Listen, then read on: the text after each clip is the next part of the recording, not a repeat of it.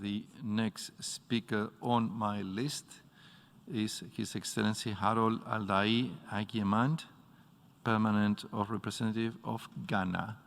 You may address the conference now.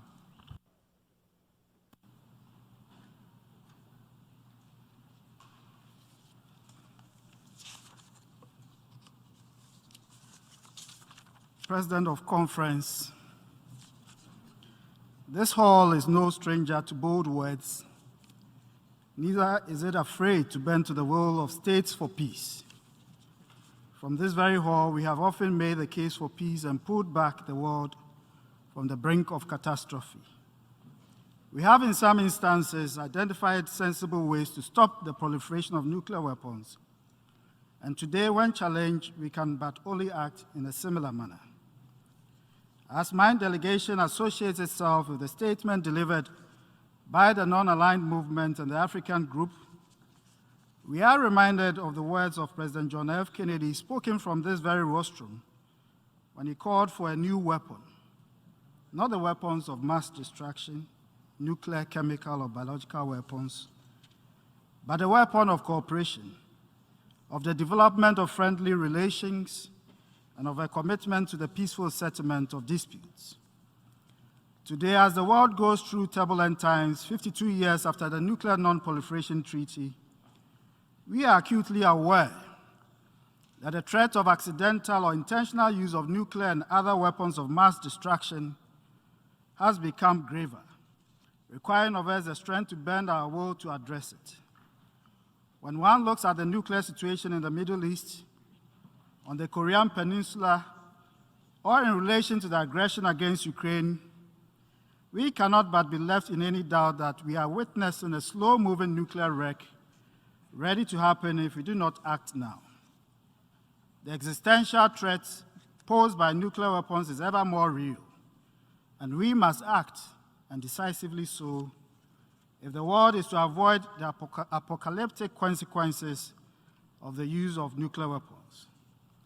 As we have often affirmed, a nuclear war cannot be won and must never be fought. We should therefore not take the multilateral negotiating mechanisms for granted, and we all have a duty to support its work as a sound basis for achieving a world without nuclear weapons. Mr. President, in pursuit of global nuclear disarmament and non-proliferation, we must recommit to compliance with applicable international law, including the NPT, the Treaty on the Prohibition of Nuclear Weapons, the Fissile Material Cutoff Treaty, Comprehensive Nuclear Test Ban Treaty, and nuclear weapon-free zones such as the Pelindaba Treaty, which we encourage all other parts of the world that do not have such zones to similarly embrace. We acknowledge the important contributions of the other disarmament treaties and instruments to safeguard the better world we seek, and accordingly continue to welcome the General Assembly's Decision 73546, which mandated the convening of the sessions of the Conference on the Establishment of a Middle East Zone free of nuclear weapons and other weapons of mass destruction in 2019 and 2021. As the third session approaches in November 2022, we wish to renew our call for all stakeholders to continue to engage with a view to ensuring that the Middle East is made free of nuclear weapons. My delegation underscores the responsibility of nuclear weapon states to fulfill their multilateral legal obligations on nuclear disarmament and to implement their unequivocal undertakings in 2000, further reiterated in 2010, towards the total elimination of their nuclear arsenals. In a similar vein, we continue to urge all states that are yet to sign and ratify the CTBT, particularly the remaining Annex II states, to do so without further delay and encourage non-state parties to join the NPT as non-nuclear weapon states towards the goal of universality. In advancing the nuclear disarmament and non-proliferation regime, it is important that we affirm that we cannot go back on prior commitments. The 10th NPT Review Conference should therefore reaffirm the outcomes of the 1995, 2000, and 2010 review conferences to ensure that every effort is made towards the implementation of the 3 pillars of the NPT in their entirety, that is on nuclear disarmament, non-proliferation, and peaceful uses of nuclear energy.